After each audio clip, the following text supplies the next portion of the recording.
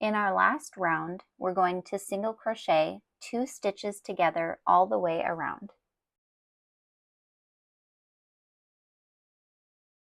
Sometimes when we get to this point in a project, it gets a little bit difficult to hold.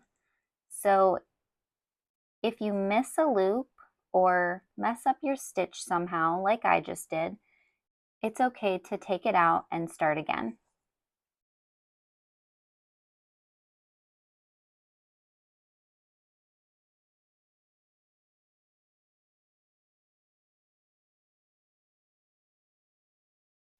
You should have 6 stitches in this last round.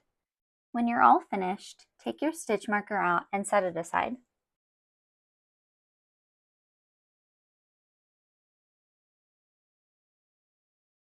And then you can cut your yarn. Make sure you leave a long tail, maybe a little bit longer than I just left mine.